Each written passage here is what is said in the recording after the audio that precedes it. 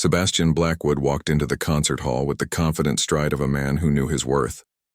The autumn sunlight filtered through the tall windows, catching the dust motes in the air as he adjusted his tailored suit jacket. At 42, he was at the peak of his career: 6 international piano competition wins, a permanent position at the prestigious Wiltshire Conservatory, and a waiting list of wealthy students hoping for his mentorship. Today was his monthly public masterclass, an event that always filled him with a mixture of pride and impatience. While he enjoyed showcasing his expertise, he found dealing with the general public tiresome. Most attendees were either fawning fans or deluded amateurs who didn't understand the years of sacrifice required to master the piano.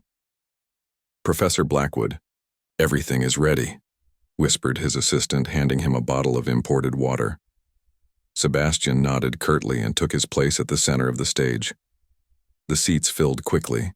Sebastian scanned the audience, the usual mix of conservatory students, local music teachers, and classical music enthusiasts. His gaze paused briefly on a woman sitting in the third row. There was nothing remarkable about her.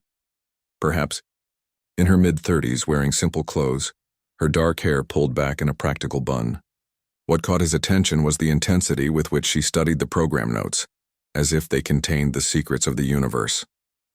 "Welcome to our October masterclass," Sebastian began, his voice carrying effortlessly through the hall.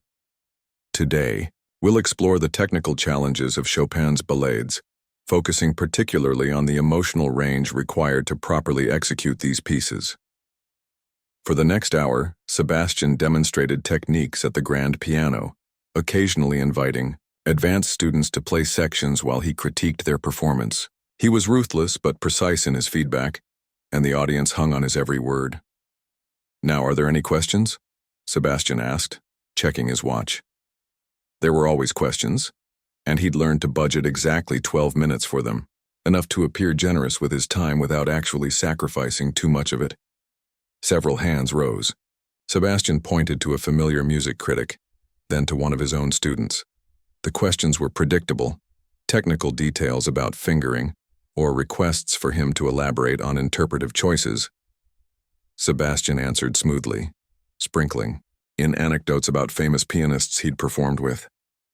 Then he noticed the plain woman raising her hand tentatively. Something made him call on her, perhaps simple curiosity.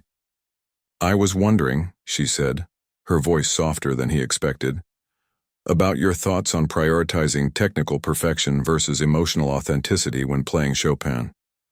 Sometimes it seems the pursuit of perfect execution can diminish the raw emotion that makes his work so powerful." The hall fell silent. Sebastian felt a flash of irritation. The question wasn't particularly sophisticated, yet it was framed in a way that subtly challenged his approach, which heavily emphasized technical mastery.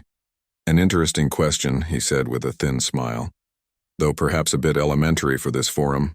Several of his students chuckled, and he continued, warming to his subject. "Chopin's work only reveals its true emotional depth when performed with absolute technical control. Amateur players often hide behind claims of emotional authenticity when they simply lack the skill to execute properly." He paused, noticing the woman's cheeks flush slightly. "Perhaps," Sebastian added, unable to resist the urge to drive his point home, "someone with your obvious lack of musical sophistication might be better suited to simpler hobbies. Knitting, perhaps, or watercolor." This time, the laughter from his students was louder, and Sebastian felt a familiar satisfaction at having put someone in their place. The woman didn't respond, but Sebastian noticed she sat straighter, her eyes never leaving his face. After the masterclass ended, Sebastian gathered his materials while chatting with a small circle of admirers. From the corner of his eye, he saw the woman approaching, and he inwardly sighed. Some people couldn't take a hint. "Professor Blackwood," she said when there was a break in the conversation, "I wanted to thank you for the class today." "You're welcome," he replied dismissively, turning back to a wealthy patron who was considering sponsoring his next tour. But the woman didn't leave. "About my question earlier, I think perhaps you misunderstood what I was asking." Sebastian turned to her with undisguised impatience. "Did I?" Yes, I wasn't suggesting abandoning technical precision. I was asking about the balance between technique and the musician's lived experience that informs their emotional connection to the piece. Several of Sebastian's students had gathered around, sensing entertainment. Sebastian felt a flicker of annoyance that this nobody would challenge him publicly. The balance, as you put it, comes from years of rigorous training and innate talent, he said coldly, neither of which can be explained in a few minutes to someone who likely can't tell the difference between a nocturne and a nursery rhyme. The woman didn't flinch. I understand your perspective, she said quietly, though I wonder if you'd be willing to let the music speak for itself, rather than your credentials. A hushed silence fell over the group. No one spoke to Sebastian. Blackwood this way. What exactly are you suggesting? He asked, his voice dangerously soft. Nothing really, she replied. Just that music is the great equalizer. In the end, it's not about who you are, but what happens when you play. Something about her calm certainty made Sebastian's competitive instinct flare. Well then, he said, loud enough for everyone nearby to hear. Why don't we put that theory to the test? The woman raised an eyebrow. What do you mean? The conservatory is hosting its autumn showcase next Saturday. It's mainly for our faculty and exceptional students, but I'm sure I could arrange a special segment. Sebastian smiled coldly. A piano duel, if you will. You and me each playing a piece of our choice.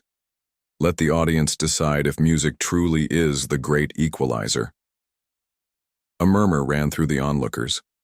The woman looked surprised but not intimidated. That seems rather extreme, she said. I was just asking a question about approach, and I'm offering you the chance to demonstrate your approach, Sebastian countered. Unless, of course, you're all talk and no substance. He saw something shift in her eyes then, a quiet determination replacing surprise. All right, she said, simply. Next Saturday. I'll need your name for the program, Sebastian said, certain she would back out before the week was over. Clara, she replied. Clara Novak. As she walked away, Sebastian's students crowded around him, laughing and congratulating him on putting the woman in her place. One of them, Thomas, was particularly amused. Did you see her clothes? She probably plays heart and soul at the mall piano and thinks she's a musician. Sebastian laughed along, but something about the woman's quiet confidence nagged at him. It didn't matter, he told himself. Next Saturday would be a valuable lesson for her and an entertaining diversion for everyone else. This will be a master class in humility, he announced to his admirers. Sometimes people need to be shown their proper place in the world. As news of the unusual challenge spread through the conservatory over the next few days, Sebastian found himself enjoying the attention. Colleagues who normally ignored him stopped to ask about this mysterious challenger, and the showcase director assured him they would make special arrangements for the duel. Only Professor Liu, his fellow piano faculty member, seemed concerned. Sebastian, is this really necessary? She asked him after a department meeting. Public humiliation doesn't seem like a constructive teaching tool. Don't be dramatic, May, he replied. The woman challenged my expertise in front of my students. Actions have consequences. Besides, it will be entertaining. Professor Liu shook her head slightly. Just be careful about making assumptions. I've been surprised too many times in my career to judge anyone before I hear them play. Sebastian waved away her concern. He had built his reputation on being able to identify true talent, and this Clara person had none of the markers. No one with real ability would be so poorly dressed or so unknown in their musical circles. As the week progressed, Sebastian barely thought about the upcoming duel. He had decided to play Liszt's La Campanella, a piece known for its technical difficulty and showmanship.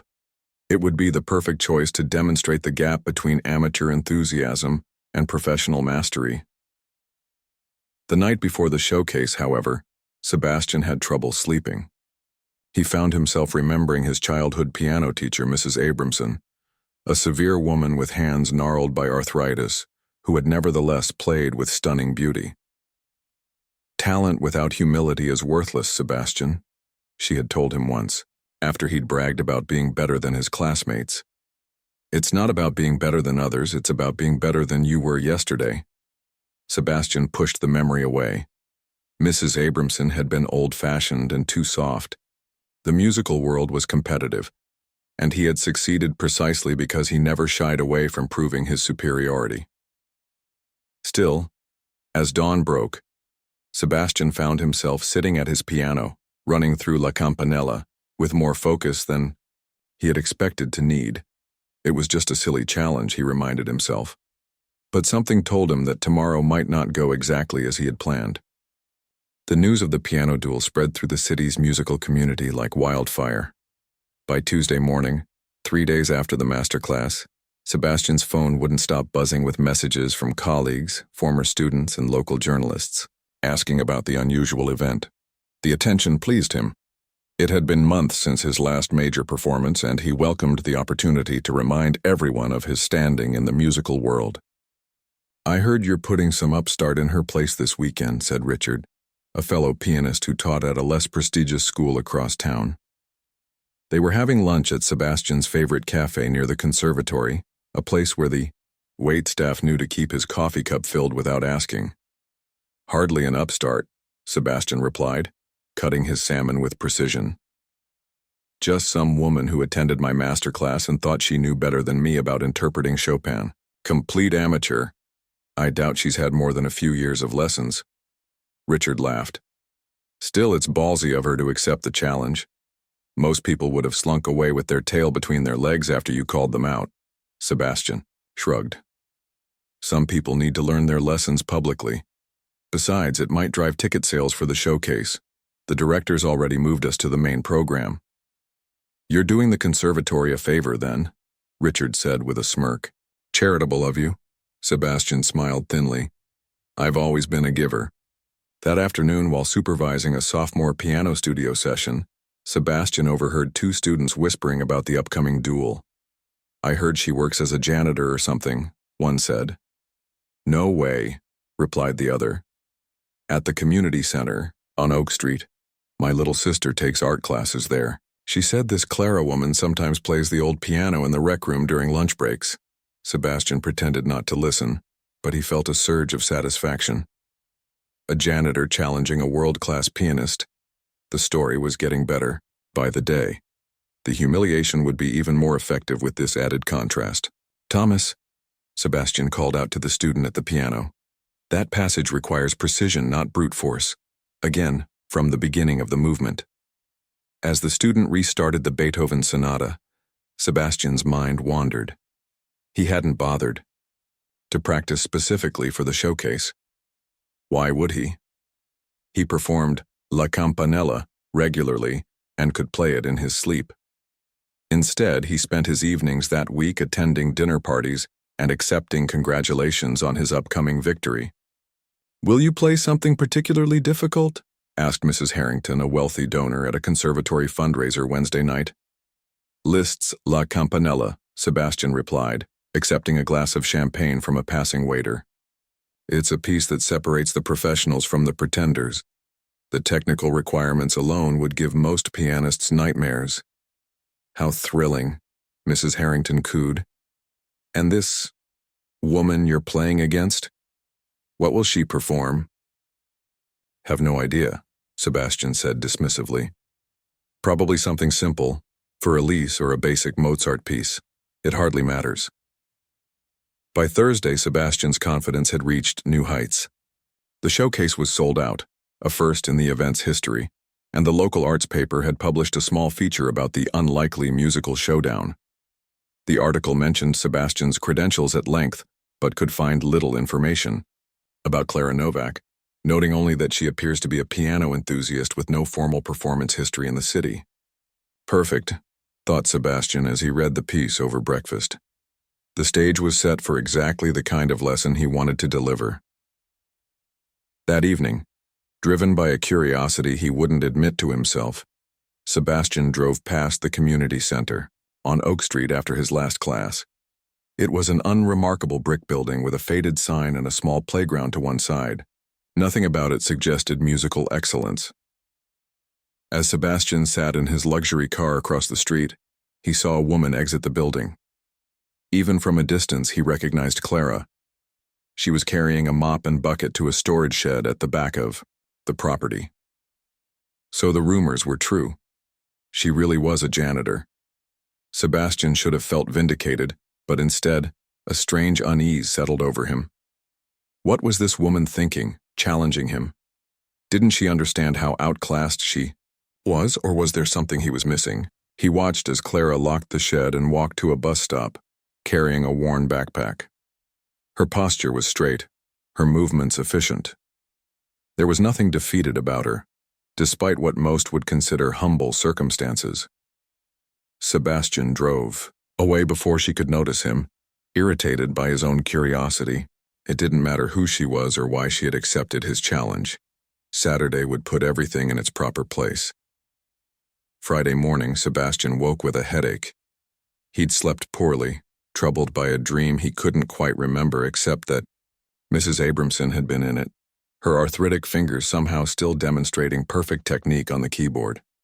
"You've forgotten something important, Sebastian," she had said in the dream, but he couldn't recall what came next. Over breakfast, Sebastian received an email from Professor Liu. "I hope you've reconsidered your approach to tomorrow's showcase. Remember that we are educators first, performers second. Whatever happens, be gracious." Sebastian deleted the email without replying. May had always been too soft, too concerned with people's feelings. Music was not about feelings. It was about excellence, about separating those who had it from those who merely wished they did. Still, as he walked to his first class of the day, Sebastian found himself thinking about Clara. Who was she really? What had brought her to his masterclass? And why had she stood her ground when most would have backed down? These questions nagged at him throughout the day, making it hard to focus on his students. By late afternoon, Sebastian found himself doing something he hadn't planned. He went to the practice rooms and began working on La Campanella with an intensity he usually reserved for major concert performances.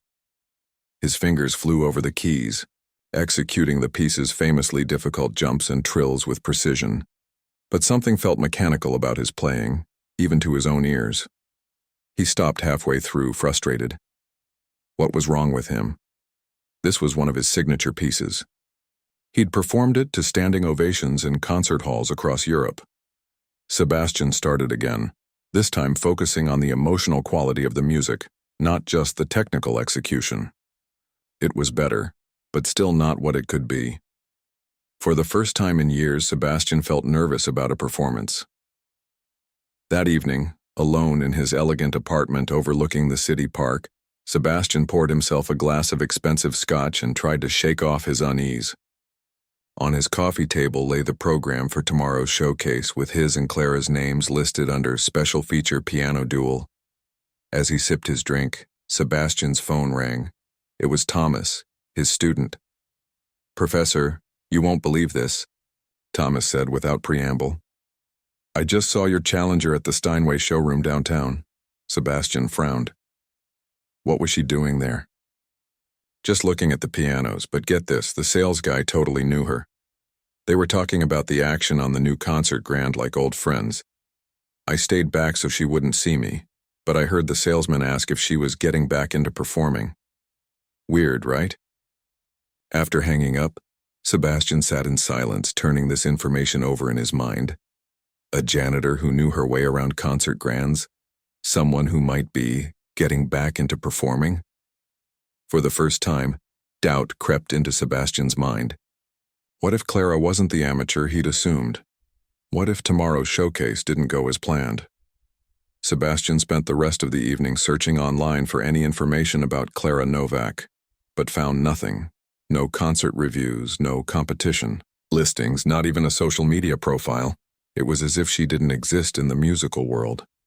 Before bed, Sebastian took out his oldest photo album, something he hadn't looked at in years. There, in a group photo from a summer music program 2 decades ago, stood his younger self. Thin, serious, already certain of his destiny. Beside him was Mrs. Abramson, and on her other side, a row of now-forgotten faces, other students who had once shared his dreams. What had happened to them? Sebastian couldn't remember. They had fallen away as he had risen, their names and faces blurring into the background of his journey to the top. For the first time in years, Sebastian wondered about those others, the ones who hadn't made it, as he had. Where were they now? Did they still play? Did music still matter to them? As he finally drifted off to sleep, Sebastian's last thought was of Clara's face, calm and unintimidated, as she had accepted his challenge. Tomorrow, he would discover who Clara Novak really was and what she could do at a piano. Despite his certainty of victory, Sebastian couldn't shake the feeling that something unexpected awaited him at the showcase. The morning of the duel arrived bright and clear, a perfect autumn Saturday. Sebastian woke earlier than usual, his mind already racing with thoughts of the day ahead. He followed his pre-performance routine meticulously. A light breakfast, a brisk walk in the park, and 2 hours of focused warm-up exercises at his piano. His fingers felt good, limber and responsive. But the strange unease that had troubled him all week remained. The Wiltshire Conservatory's grand hall buzzed with excitement. It was 2 hours before the showcase was set to begin, but already people were taking their seats. An unusual occurrence for what was typically a modestly attended event featuring students and faculty. Today was different. Word had spread about the piano duel, and it seemed everyone in the city's musical community wanted to witness it firsthand. Sebastian arrived through the back entrance, preferring to avoid the crowd until necessary. Dressed in his performance best, a perfectly tailored black suit with a deep blue tie that his publicist once told him brought out his eyes, he nodded curtly to the stage manager and made his way to the green room. "Professor Blackwood," the stage manager said, following him. "We've had to add extra seating. The fire marshal almost shut us down. I've never seen anything like it for a showcase." Sebastian allowed himself a small smile. "People appreciate musical excellence," he said simply. "And drama," added the stage manager with a knowing look. "Your opponent arrived about 20 minutes ago. She's in the second preparation room." Sebastian raised an eyebrow. Did she bring an entourage? Most performers at his level traveled with at least an assistant or two. "No, sir. She's alone. Brought her own sheet music, declined our offer of refreshments. Very quiet." This information didn't surprise Sebastian, but it did increase his curiosity. He'd expected Clara to bring supporters, friends or family to bolster her courage. Coming alone suggested either foolish overconfidence or remarkable self-possession. "The program order has you performing first," continued the stage manager. Then Ms. Novak, followed by a brief intermission before the rest of the showcase. "Director's orders. He thinks everyone will leave after your competition." "That's fine," Sebastian replied, settling into the comfortable armchair in the green room. "Please ensure I'm not disturbed until it's time." Alone with his thoughts, Sebastian reviewed his piece mentally, visualizing his fingers on the keys. La Campanella was a showpiece, dramatic and technically demanding, with glittering high notes that mimicked bell sounds and rapid hand crossings that impressed audiences. It was the perfect choice to demonstrate the gap between professional and amateur. A soft knock at the door interrupted his concentration. Sebastian frowned. "I asked not to be disturbed." The door opened anyway, revealing Professor Liu. She entered without waiting for an invitation, closing the door behind her. "May," Sebastian acknowledged, not bothering to hide his annoyance. "I'm preparing." "This will only take a minute," she said, taking the seat opposite him. At 55, May Liu was one of the conservatory's most respected instructors, known for both her technical precision and her nurturing approach to teaching. "I just came from speaking with your challenger," she said. Sebastian sat up straighter. "And? Did she confess she's in over her head? Is she backing out?" May shook her head slowly. "No, quite the opposite. She asked me to thank you for the opportunity." "Thank me?" Sebastian laughed. "For the chance to be humiliated?" "Sebastian," May said, her voice growing serious, "I think you've made a mistake." Something in her tone made Sebastian's laughter fade. "What do you mean?" "I'm not going to spoil what's coming," May replied, standing up. "But I will say this. I've spent 40 years in music, and I can count on one hand the number of times I felt what I felt hearing her warm up. She paused at the door. Whatever happens today, remember that true greatness comes with humility. Before Sebastian could respond, she was gone, leaving him with a knot of unease in his stomach. Nonsense, he told himself. Me had always been too easily impressed by raw emotion and heart in playing. She probably heard this Clara woman play some simple piece with feeling and got sentimental about it. Still, as the minutes ticked by, Sebastian found himself pacing the green room, unable to settle back into his mental preparation. What if there was something about Clara that he had missed? What if... Another knock, more firm this time. 5 minutes, Professor Blackwood. Sebastian took a deep breath, squared his shoulders, and headed for the stage. Whatever doubts had crept, and he would push them aside. He was Sebastian Blackwood, and today would be like any other performance, a demonstration of his unquestionable mastery. The applause as he walked on stage was gratifyingly loud. The hall was packed, every seat filled, with people even standing along the back wall. Sebastian acknowledged the audience with a practiced bow, then took his place at the gleaming concert grand. From his position at the piano, Sebastian could see the front rows clearly. His students were there, Thomas giving him a thumbs up. Several colleagues had attended, along with critics from both local papers. Even the conservatory's director, who rarely came to showcases, sat in the center of the third row. Sebastian adjusted the bench, flexed his fingers, and began. The opening notes of La Campanella rang out clear and bright. Sebastian had performed this piece countless times, but today he played with extra intensity, determined to leave no doubt about his superiority. His fingers danced across the keys, executing the difficult jumps and trills with precision. The bell-like high notes shimmered in the air. As he neared the halfway point of the piece, Sebastian allowed himself a moment of satisfaction. His playing was immaculate, technical perfection combined with just the right touch of artistic interpretation. Not showy, but impressive, professional, masterful. The audience seemed to agree. As the final notes faded, they erupted in enthusiastic applause.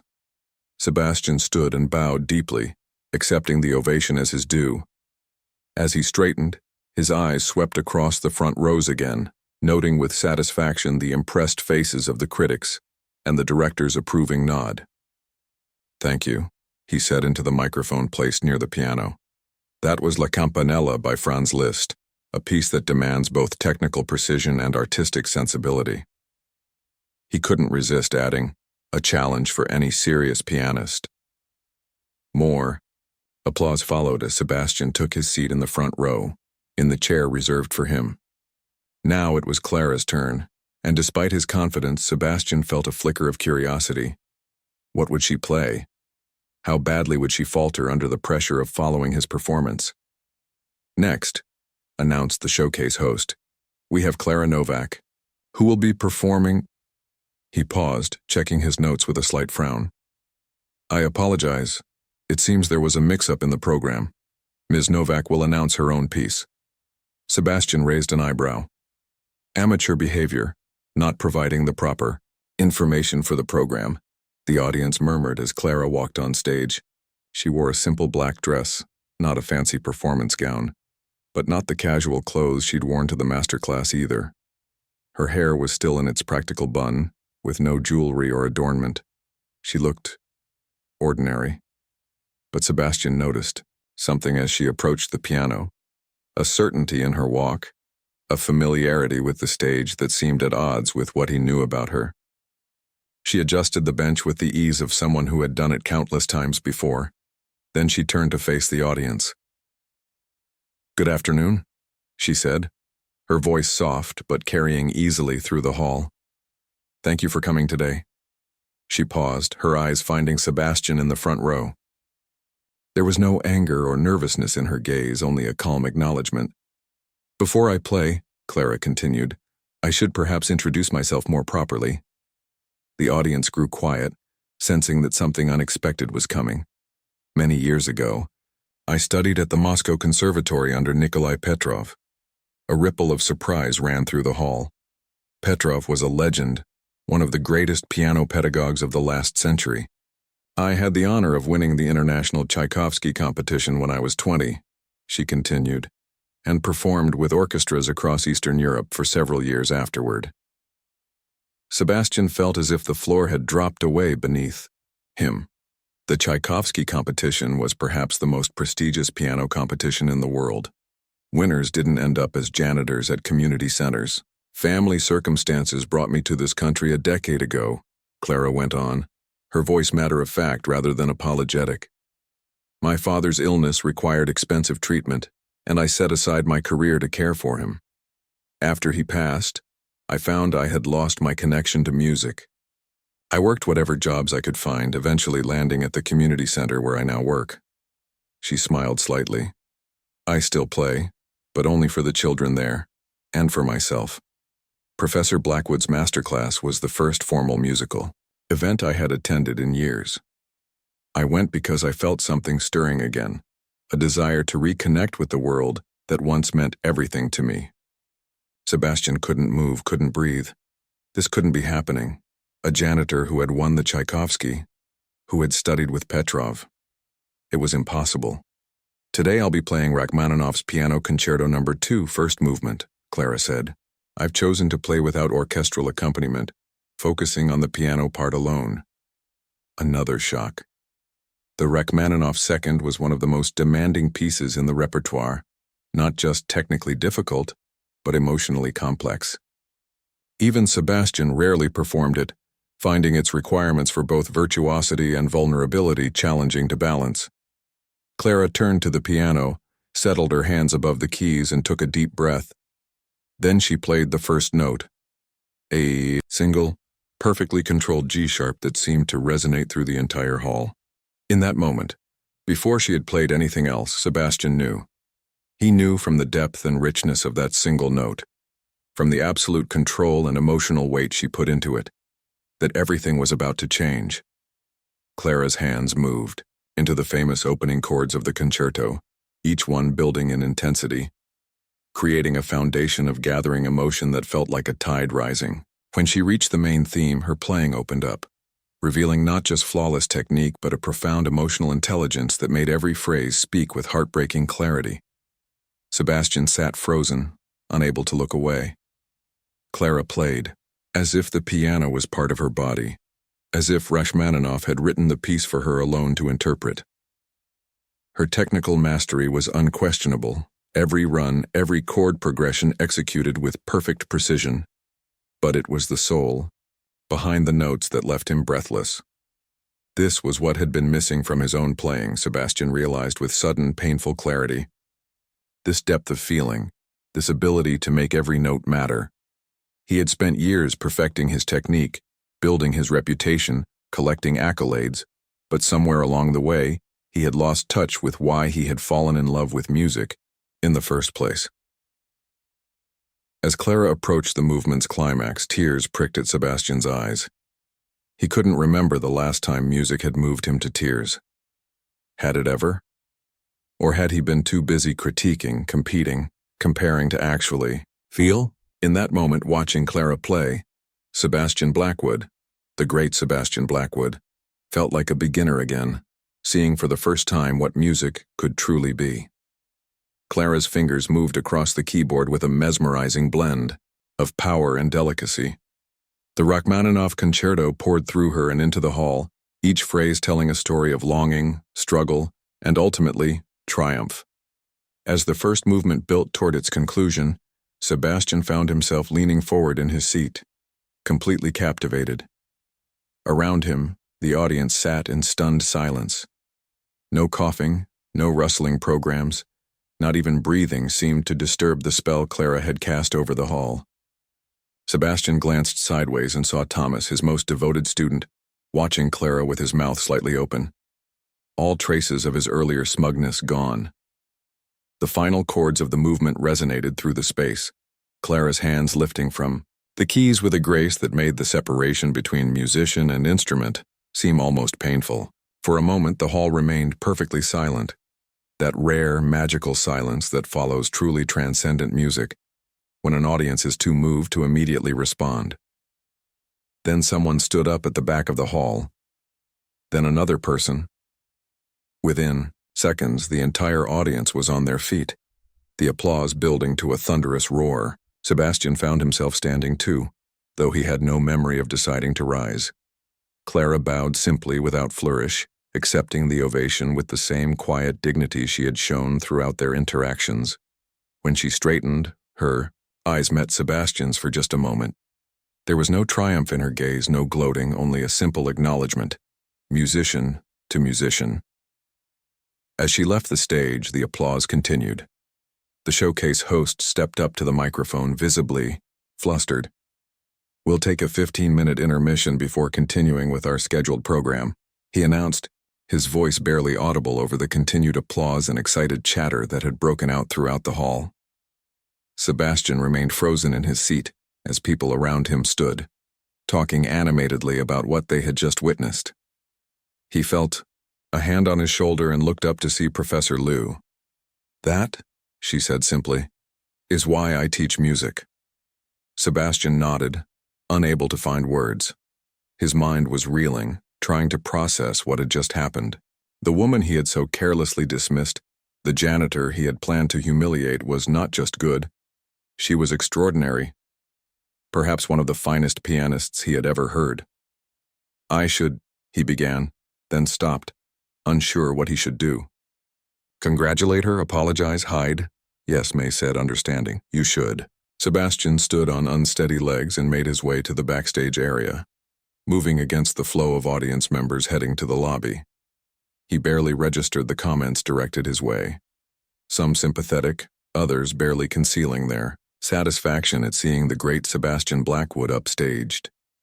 The backstage corridor was quiet, most of the staff having gone to manage the unexpectedly large intermission crowd. Sebastian paused outside the second preparation room, hand raised to knock, then hesitated. What could he possibly say? The door opened before he could decide, and Clara stood there, a bottle of water in her hand. She looked tired but calm, the kind of bone-deep fatigue that comes after pouring everything into a performance.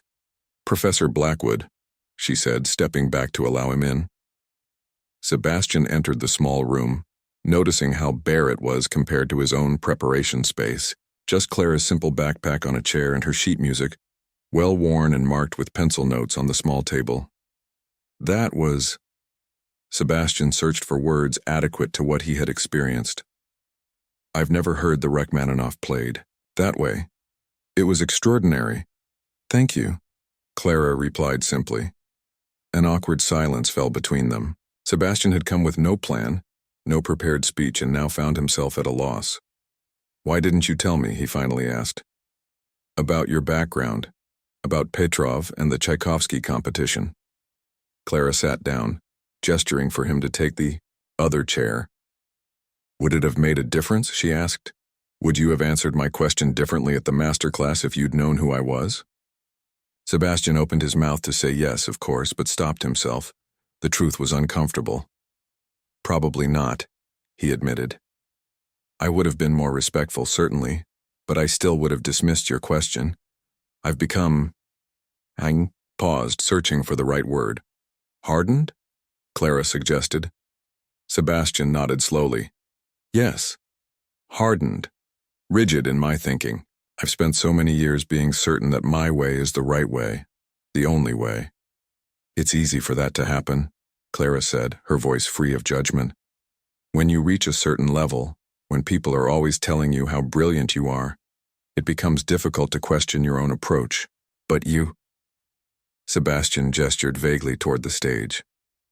"You maintain that depth, that connection, despite everything you've been through."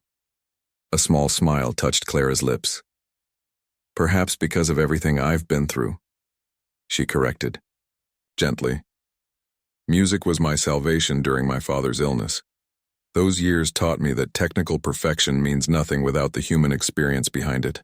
Pain, love, loss. These are what make music matter." Sebastian felt something shift inside him, as if a tightly wound spring had finally released. "I haven't played like that, felt like that, In years, he admitted, the words painful, but somehow also relieving to speak aloud. Maybe never. The confession hung in the air between them. Clara didn't rush to comfort him or contradict him, and Sebastian appreciated that. Platitudes would have cheapened the moment. It's not too late, she said finally. The technical foundation is there in your playing. It's magnificent. But technique is just the vessel. What you pour into it is up to you. A knock at the door interrupted them. The stage manager poked his head in. Ms. Novak, there are some people who'd like to speak with you. Critics, I think, and the director of the Philharmonic. Clara looked surprised. The Philharmonic director is here? Front row, the manager confirmed. He's quite insistent.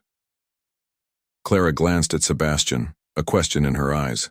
Their conversation wasn't finished, but the world was already beginning to press in. Go, Sebastian said. This is important.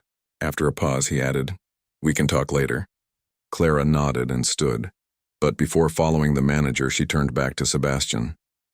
For what it's worth, Professor Blackwood, your La Campanella was technically perfect. With more heart, it could be transcendent. After she left, Sebastian remained sitting in the small room, turning her words over in his mind. Technically perfect. With more heart, it could be transcendent. It was both a compliment and a challenge, delivered without malice but with unflinching honesty.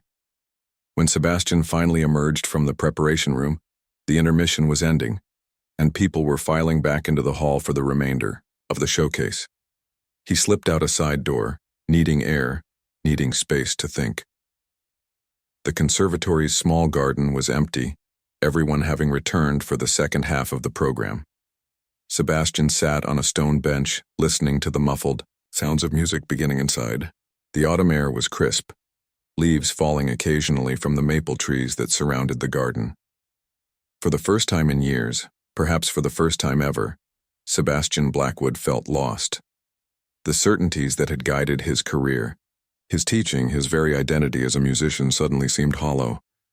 If he had been so wrong about Clara, what else had he been wrong about? He thought about his students. How many had he dismissed because they didn't fit his narrow definition of talent? How many might have blossomed under a different approach?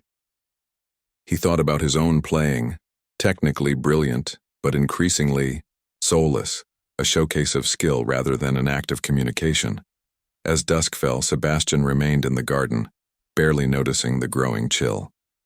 Inside, the showcase continued without him, but he couldn't bring himself to return. Not yet. Not until he understood what had happened today and what it meant for him going forward. One thing was certain. The piano duel had indeed delivered a lesson in humility, but not at all in the way Sebastian had planned. He had set out to humble someone else and instead found himself humbled. The irony might have been amusing if it weren't so profound.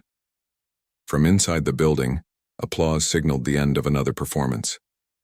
Soon the showcase would conclude and people would pour out of the hall, many of them no doubt still talking about what they had witnessed. Not just Clara's remarkable playing, but Sebastian's public reckoning with it. For a man who had always controlled his image carefully, who had built a career on being exceptional and untouchable, the thought should have been unbearable. Yet strangely, Sebastian felt something close to relief. The weight of perfection, of always being right, of never showing vulnerability, it had been crushing him for years without his even realizing it. The garden door opened, spilling light onto the path. Sebastian looked up, expecting a student, or colleague perhaps coming to offer awkward condolences on his defeat. Instead, it was Professor Liu carrying his coat. "You'll catch cold out here," she said, handing it to him. "Is it over?" Sebastian asked, shrugging into the coat. "Almost," May replied, sitting beside him on the bench. "The final student is playing now. Clara is still inside, surrounded by admirers. The Philharmonic wants her for their spring series." Sebastian nodded. It made sense. Talent like hers couldn't remain hidden once revealed. "Did you know?" he asked. "When you came to my dressing room earlier, did you know who she was?" May shook her head. "Not her specific background, no. but I recognized something in her playing when I heard her warming up. A depth that can't be taught. I tried to warn you. Yes, Sebastian acknowledged ruefully. You did. They sat in companionable silence for a moment, before May spoke again. What will you do now, Sebastian? It was the question he had been asking himself for the past hour, with no clear answer emerging. His carefully constructed world had been upended, his assumptions shattered. What did one do in the face of such a revelation? I don't know, he admitted, the words unfamiliar in his mouth. Sebastian Blackwood always knew. He was the one with the answers, the authority, the certainty. But not tonight. Perhaps, May suggested gently. That's the perfect place to begin. The week after the showcase passed in a blur for Sebastian. He went through the motions of teaching his classes, but his mind was elsewhere, replaying Clara's performance and their brief conversation backstage. His students noticed the change in him. He was less critical, more thoughtful, and sometimes seemed lost in his own thoughts mid-lesson. Are you feeling all right, Professor? Thomas asked after a particularly unfocused session where Sebastian had barely commented on his playing of a difficult Chopin etude. Yes, fine, Sebastian replied automatically, then paused. The old Sebastian would have maintained the facade of perfection at all costs. But something had shifted inside him. Actually, no. I've had a lot on my mind since the showcase. Thomas looked surprised at the admission. You mean because of her? Clara, Sebastian corrected, the sharpness in his voice surprising them both. Her name is Clara Novak. Right, Thomas said, clearly uncomfortable. It's just, everyone's talking about it. About how no one expected her to be that good. Sebastian closed the fallboard of the piano carefully. No, we didn't. And that's precisely what I've been thinking about. Why we didn't expect it. Why I didn't see it. He dismissed Thomas with a nod and sat alone in the teaching studio, staring at the gleaming black surface of the grand piano. The truth was, he hadn't just been thinking about Clara and her playing. He'd been thinking about himself, about the person he had become over the years, the arrogance, the dismissiveness, the way he'd closed himself off from anything that didn't fit his narrow view of musical excellence. That evening, Sebastian did something he hadn't done in years. He canceled his dinner plans with potential donors and went home early. His apartment felt different somehow, colder and more impersonal. Then he remembered. Had it always been this way?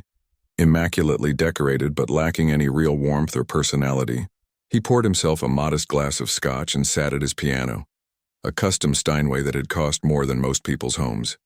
For hours he played pieces from his repertoire, really listening to himself for perhaps the first time in decades. The technical precision was there, just as Clara had said. But the emotion, the heart, that was largely missing. By midnight, Sebastian had made a decision. He would find Clara and have a real conversation with her, not a brief, awkward exchange backstage, but a genuine dialogue, musician to musician. He needed to understand how she had maintained that connection to the emotional core of music, despite everything life had thrown at her. Finding her proved more difficult than expected.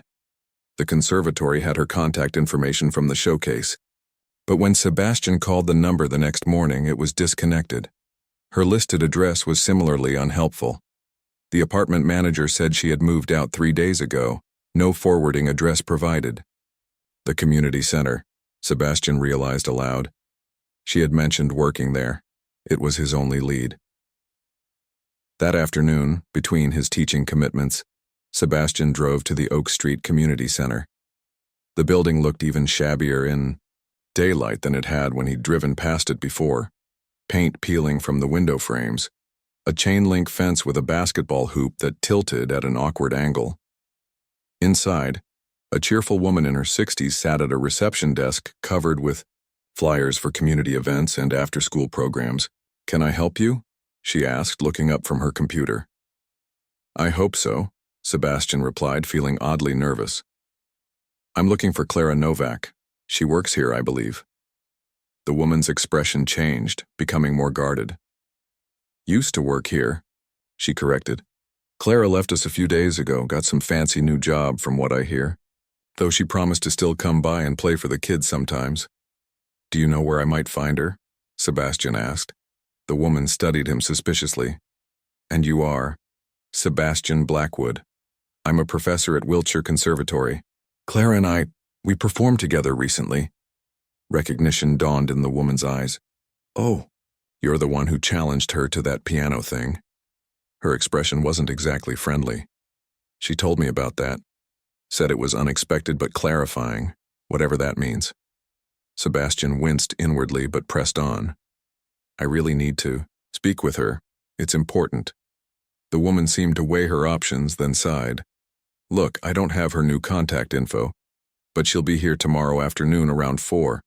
She promised the kids in the after-school program she'd come play for them one last time before she gets busy with her new schedule. That's all I can tell you. Sebastian thanked her and left, already rearranging his next day's appointments in his head. He would have to reschedule a faculty meeting and move a student's lesson, but it would be worth it. He needed to see Clara again. The next day, Sebastian arrived at the community center at 3:45, dressed more casually than usual in slacks and a sweater rather than his typical suit. He didn't want to stand out too much in this setting. The place was buzzing with energy, children of various ages rushing through the hallways, teenagers playing table tennis in a side room, adults chatting as they picked up younger kids from what appeared to be an art class. Following the sound of excited young voices, Sebastian found himself outside a large room at the back of the building. Inside, about 20 children ranging from maybe 6 to 12 years old sat on the floor, in a semicircle around an old upright piano. And there was Clara, dressed simply in jeans and a blue button-down shirt, talking to the children with animated gestures. Sebastian hung back by the doorway, not wanting to interrupt. Clara hadn't seen him yet, and he was struck by how different she seemed here, more relaxed, more expressive, her face lit with genuine joy as she interacted with the children. Okay, everyone, she was saying. What should we play today? It's my last regular visit, so you get to choose. A chorus of suggestions erupted from the children, everything from Baby Shark to Beethoven's Fifth, which one small boy called the dun-dun-dun-dun music. Clara laughed, a sound Sebastian hadn't heard from her before.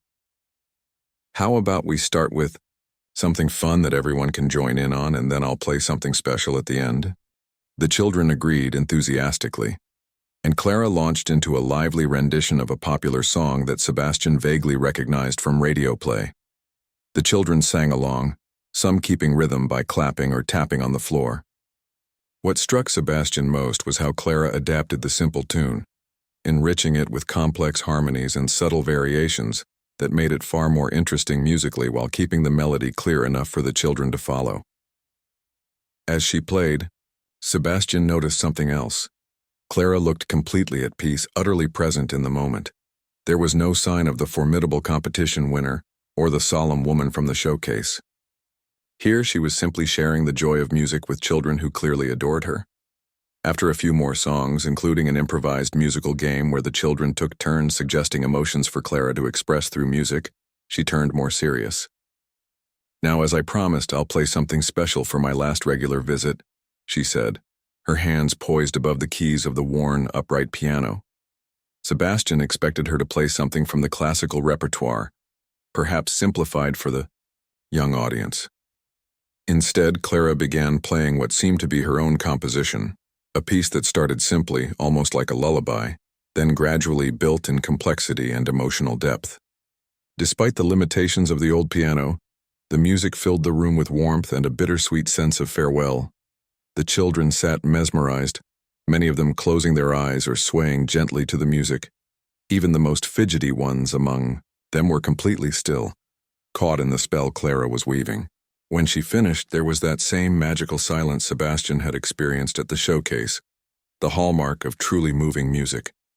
Then one small girl jumped up and hugged Clara fiercely, breaking the spell and triggering a group hug from the other children. "We'll miss you, Miss Clara. Will you really come back to visit us? Can you teach me to play like that?" Clara answered each child patiently, promising to visit when she could, and encouraging them all to keep their weekly music lessons with whoever would replace her. As the children began to disperse, some to waiting parents and others to different activities within the center, Clara finally noticed Sebastian standing by the door. Her expression was unreadable as she approached him, wiping away a tear that had escaped during her goodbyes with the children. "Professor Blackwood," she said. "This is unexpected. Please call me Sebastian," he replied. "And I apologize for showing up unannounced. I tried to call, but your number was disconnected." Clara nodded.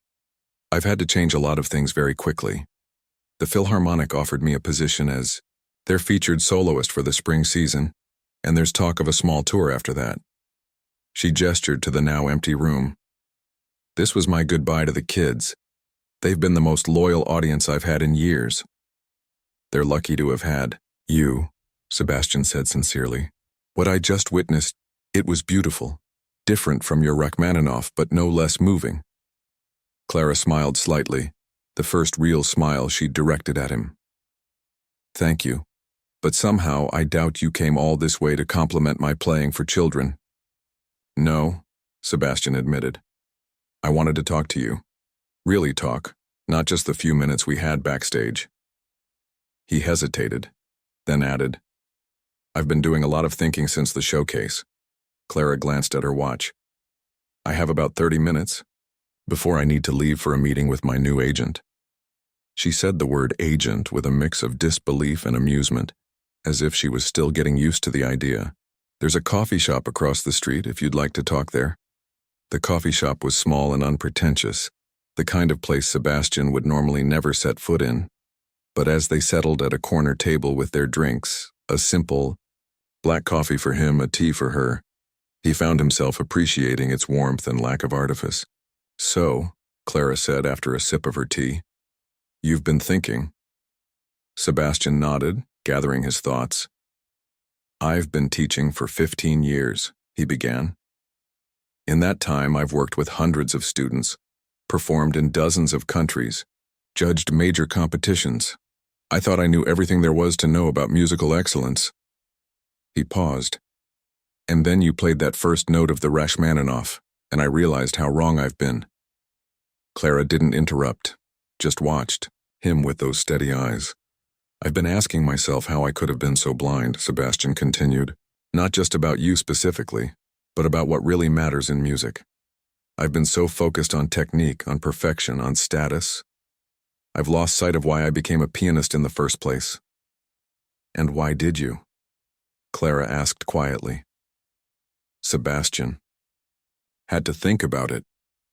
It had been so long since anyone had asked him that question, so long since he had asked it of himself. "Because it moved me," he said finally. "When I was 10 years old, my mother took me to a concert, Horowitz playing Schubert. I had never felt anything like it. The way the music seemed to speak directly to something inside me. I went home and begged for piano lessons." He smiled faintly at the memory. "I wanted to make others feel what I had felt that night." "And when did that change?" Clara prompted gently. Sebastian sighed. "Gradually. The competitions, the pressure to be perfect, the constant comparisons. Somewhere along the way, music became about being the best rather than communicating something meaningful. And once I became a teacher, I passed that perspective on to my students." He looked directly at Clara. "I owe you an apology, not just for the way I treated you at the masterclass, but for what came after, the challenge, the assumptions I made." "Apology accepted," Clara said simply. "Though in a strange way, I should thank you. Your challenge forced me out of hiding. I've been playing it safe for years, convincing myself that my performing days were behind me. Sometimes we need a push, even an unpleasant one, to face our fears." "What were you afraid of?" Sebastian asked, genuinely curious. Clara looked down at her tea, failing, discovering that I wasn't the pianist I used to be. After caring for my father for so long, after stepping away from the music world, I was terrified that whatever gift I had might have disappeared.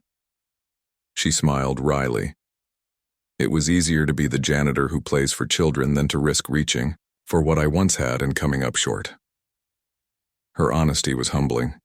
Sebastian had never admitted such fears to anyone, though he had certainly felt them.